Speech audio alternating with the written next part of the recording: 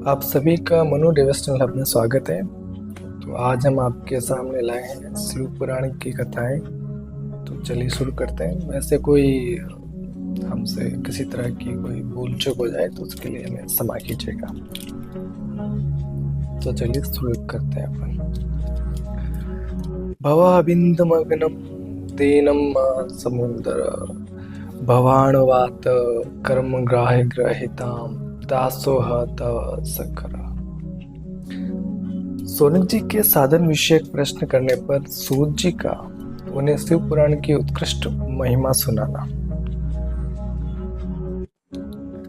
तो श्री सोनक जी ने पूछा, महाज्ञानी सूत जी, आप संपूर्ण सिद्धांतों के ज्ञाता है, तो हे प्रभु, मुझसे पुराणों की कथाओं के सारे तत्वों का विशेष रूप से वर्णन कीजिए। ज्ञान और वैराग्य सहित भक्ति से प्राप्त होने वाले विवेक की वृद्धि कैसे होती है तथा साधु पुरुष किस प्रकार अपने काम, क्रोध आदि मानसिक विकारों का निवारण कर सकते हैं। इस घोर कलिकाल में जीव प्राय आसुर स्वभाव के हो गए हैं। उस जीव समुदाय को शुद्ध देवी संपत्ति से युक्त बनाने के लिए सर्वश्रेष्ठ उपाय क्या है? आप इस समय मुझे ऐसा कोई शाश्वत साधन बताइए जो कल्याणकारी वस्तुओं में भी सबसे उत्कृष्ट एवं परम मंगलकारी हो तथा पवित्र करने वाले उपायों में भी सर्वोत्तम पवित्र कारक उपाय हो। तात वह साधन ऐसा हो जिसके अनुष्ठान से शीघ्र ही अंतःकरण की विशेष शुद्धि हो जाए तथा उससे निर्मल चित्त वाले पुरुष को सदा के लिए शिव की प्राप्ति हो जाए। तो श्री सूत जी ने कहा, हे मुनि श्रेष्ठ सोनक जी, तुम धन्य हो, क्योंकि तुम्हारे हृदय में पुराण कथा सुनने का विशेष प्रेम एवं लालसा है। इसलिए मैं शुद्ध बुद्धि से विचार करके तुमसे परम उत्तम शास्त्र का वर्णन करता हूँ। वह संपूर्ण शास्त्रों के सिद्धांतों से संपन्न, भक्ति आदि को बढ़ाने वाला तथा भगवान शिव को संतुष्ट करने वाला और कानों के लिए रसायन, अमृत स्वरूप तथा दिव्य है। तुम उसे श्रवण करो मुने। वह परम उत्तम शास्त्र है शिव पुराण, जिसका पूर्व काल में भगवान शिव ने प्रवचन किया था। ये काल रूपी सर्प से प्राप्त होने वाले महान त्रास का विनाश करने वाला उत्तम साधन है। गुरुदेव व्यास ने सनत कुमार मुनि का उपदेश पाकर बड़े आदर से संक्षेप में इस पुराण का प्रतिपादन किया है। इस पुराण के प्रणयन का उद्देश्य है कलयुग में उत्पन्न होने वाले मनुष्य के परम हित का साधन। ये शिव पुराण परम उत्तम शास्त्र है। इसे इस भूतल पर भगवान शिव का वाग्मय स्वरूप समझना चाहिए और सब प्रकार से इसका सेवन करना चाहिए। इसका पठन और श्रवण सर्व साधन रूप है। इससे शिव भक्ति पाकर श्रेष्ठतम स्थिति में पहुंचा हुआ मनुष्य शीघ्र ही शिव पद को प्राप्त कर लेता है। इसलिए संपूर्ण यत्न करके मनुष्य ने इस पुराण को पढ़ने की इच्छा की है अथवा इसके अध्ययन को अभिष्ट साधन माना है। इसी तरह इसका प्रेम पूर्वक श्रवण भी संपूर्ण मनोवांछित फलों को देने वाला है। भगवान शिव के इस पुराण को सुनने से मनुष्य सब पापों से मुक्त हो जाता है तथा इस जीवन में बड़े बड़े उत्कृष्ट भोगों का उपभोग करके अंत में शिवलोक को प्राप्त कर लेता है। यह शिव पुराण नामक ग्रंथ 24,000 श्लोकों से युक्त है। इसकी 7 संहिताएं हैं। मनुष्य को चाहिए कि वह भक्ति, ज्ञान और वैराग्य से संपन्न हो, बड़े आदर से इसका श्रवण करे।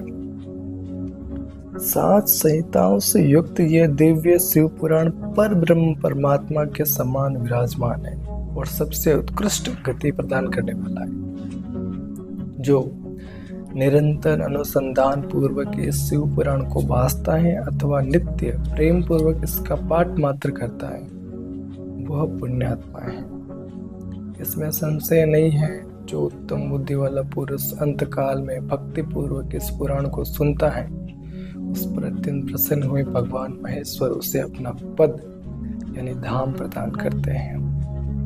जो प्रतिदिन आदर पूर्वक इस शिव पुराण का पूजन करता है, वह संसार में संपूर्ण भोगों को भोग कर अंत में भगवान शिव के पद को प्राप्त कर लेता है।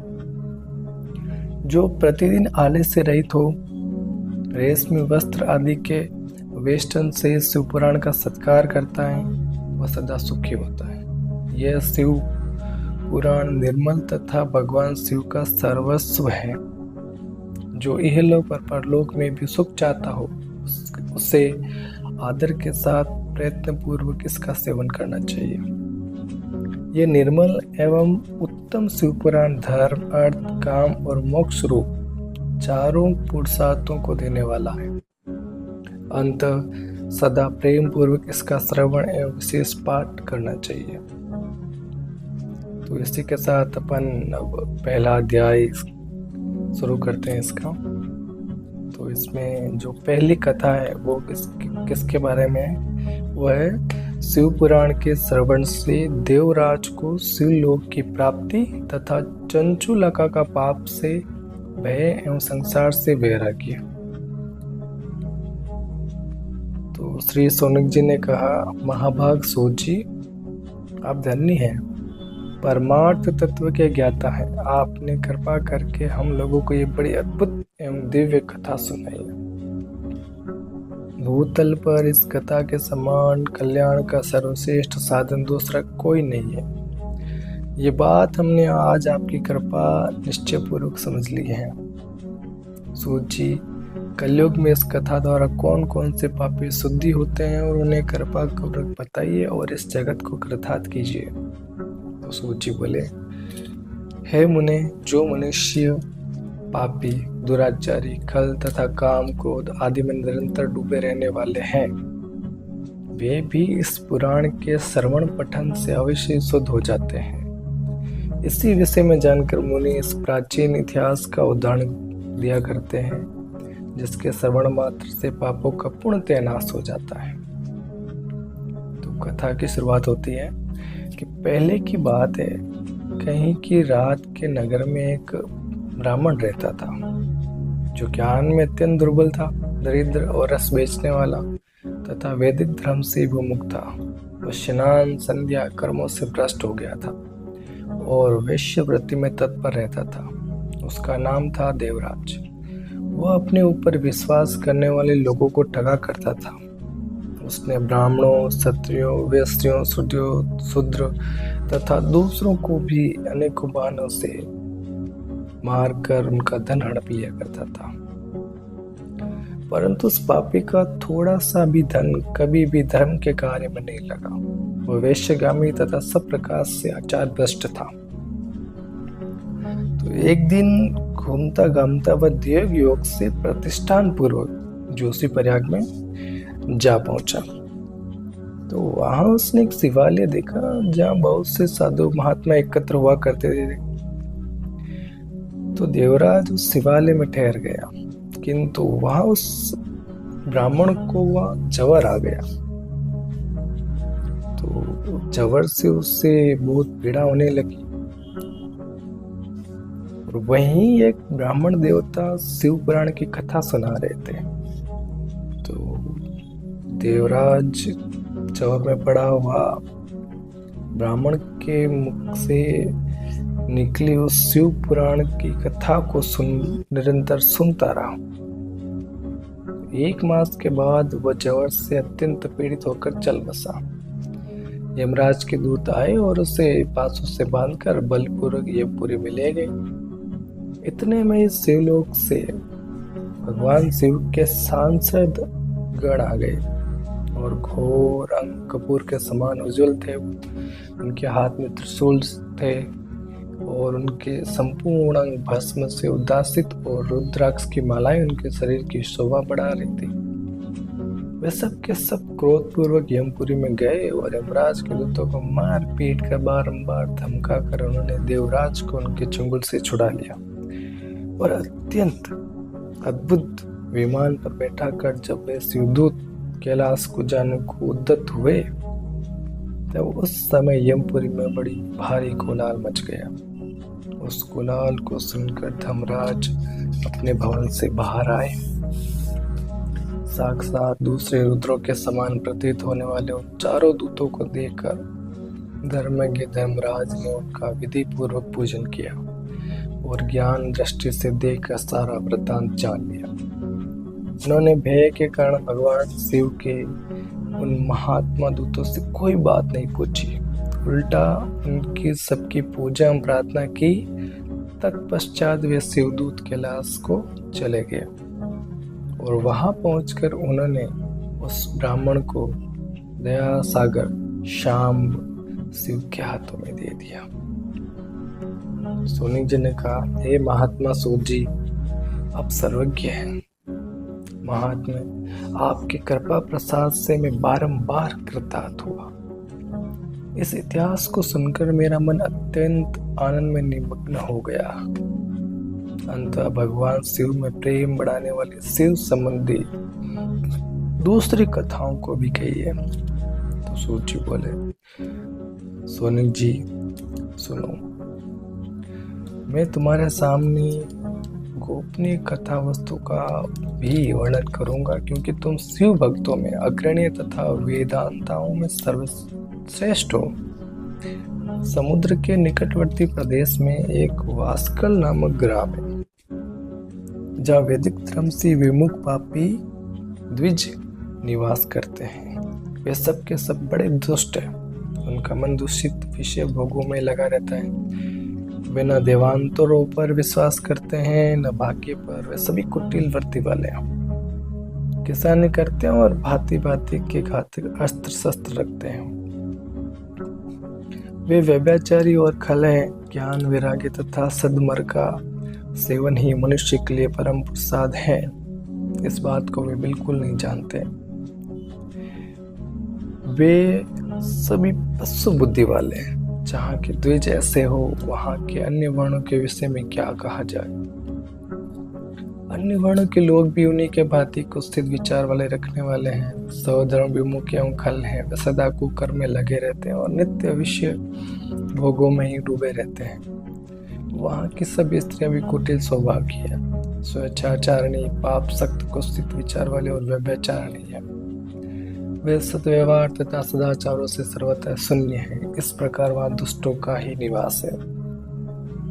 उस वास्कल नामक ग्राम में किसी समय एक बिंदुक नामधारी ब्राह्मण रहता था, तो बड़ा अधम था, दुरात्मा और महापापी था। यद्यपि उसकी स्त्री बड़ी सुंदर थी, फिर भी वह कुमार्ग पर ही चलता था। उसकी पत्नी का नाम था चंचुला। वह सदा उत्तम धर्म के पालन में लगी रहती थी। फिर भी उसे छोड़कर वह दुष्ट ब्राह्मण वैश्यगामी हो गया। इस तरह कुकर्म में लगे हुए उस बिंदु के बहुत वर्ष व्यतीत हो गए। उसकी स्त्री चंचुला काम से पीड़ित होने पर भी सब धर्म के नाश के भय से कलेश सहकर भी दीर्घ काल तक धर्म से भ्रष्ट नहीं हुई। परंतु दुराचारी पति के आचरण से प्रभावित हो आगे चलकर वह स्त्री भी दुराचारणी हो गई। इस तरह दुराचार में डूबे हुए मूढ़ चित्त वाले पति पत्नी का बहुत सा समय व्यर्थ बीत गया। तदंतर शूद्र जातीय वेश्यिका का पति बना हुआ वह दूषित बुद्धि वाला दुष्ट ब्राह्मण बिंदुक समयानुसार मृत्यु को प्राप्त हो नरक में जा पड़ा। बहुत दिनों तक नरक में दुख भोग कर वह मूढ़ बुद्धि पापी विद्यन पर्वत पर भयंकर पिशाच हुआ। इधर उस दुराचारी पति बिंदुक के मर जाने पर वह मूढ़ हृदय चंचुला बहुत समय तक पुत्रों के साथ अपने घर में ही रही। एक दिन देवयोग से किसी पुण्य पर्व के आने पर वह स्त्री भाई बंधुओं के साथ गोकुंड क्षेत्र में गई।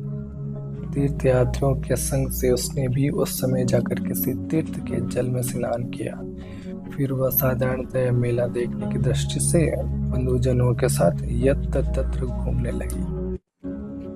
घूमती घामती किसी देव मंदिर में गई और वहां उसने देवज्ञ ब्राह्मण के मुख से भगवान शिव की परम पवित्र एवं मंगलकारिणी उत्तम पौराणिक कथा सुनी। कथावाचक ब्राह्मण कह रहे थे कि जो स्त्रियां पुरुषों के साथ व्यभिचार करती हैं वे मरने के बाद जब यमलोक में जाती हैं तब यमराज के दूत उनकी योनियों में तपे हुए लोहाओं का परिग डालते हैं। पौराणिक ब्राह्मण के मुख से ये वैराग्य बढ़ाने वाली कथा सुनकर चंचुला भय से व्याकुल हो कांपने लगी। जब कथा समाप्त हुई और सुनने वाले सब लोग वहां से बाहर चले गए तब वह भयभीत नारी एकांत में शिव पुराण की कथा बांसने वाले उन ब्राह्मण देवता से बोली। तो चंचुला ने क्या कहा कि हे ब्राह्मण देव, मैं अपने धर्म को नहीं जानती थी, इसलिए मेरा द्वारा बड़ा दुराचार हुआ। स्वामी, मेरे ऊपर अनुपम कृपा करके आप मेरा उद्धार कीजिए। आज आपके वैराग्य रस से ओतप्रोत इस प्रवचन को सुनकर मुझे बड़ा भय लग रहा है। मैं कांप उठी हूँ और मुझे संसार से वैराग्य हो गया है। मुझ मूढ़ चित्त वाली पापिन को धिक्कार है। मैं सर्वथा निंदा के योग्य हूँ, कुत्सित विषयों में फंसी हुई हूँ और अपने धर्म से विमुख हो गई हूँ। हाय, न जाने किस किस घोर कष्टदायक दुर्गति में मुझे पड़ना पड़ेगा और वहाँ कौन बुद्धिमान पुरुष को मार्ग में मन लगाने वाली मुझ पापिन का साथ देगा। मृत्यु काल में उन भयंकर यमदूतों को मैं कैसे देखूंगी जब वे बलपूर्वक मेरे गले में फंदे डालकर मुझे बांधेंगे, तब मैं कैसे धीरज धारण कर सकूंगी। नरक में जब मेरे शरीर के टुकड़े टुकड़े किए जाएंगे उस समय विशेष दुख देने वाली उस महायातना को मैं वहां कैसे सहूंगी। हाय, मैं मारी गई, मैं जल गई, मेरा हृदय विदीर्ण हो गया और सब प्रकार से नष्ट हो गई, क्योंकि मैं हर तरह से पाप में डूबी रही हूँ। हे ब्राह्मण देव, आप ही मेरे गुरु, आप ही माता और आप ही पिता हैं। आपकी शरण में आई हूँ, मुझ दीन अबला का आप ही उद्धार कीजिए। खेद और वैराग्य से युक्त हुई चंचुला ब्राह्मण देवता के दोनों चरणों में गिर पड़ी। तब उस बुद्धिमान ब्राह्मण ने कृपा पूर्वक उसे उठाया और इस प्रकार से कहा। आज का अध्याय यहाँ पे समाप्त होता है। अगला अध्याय हम कल पढ़ेंगे।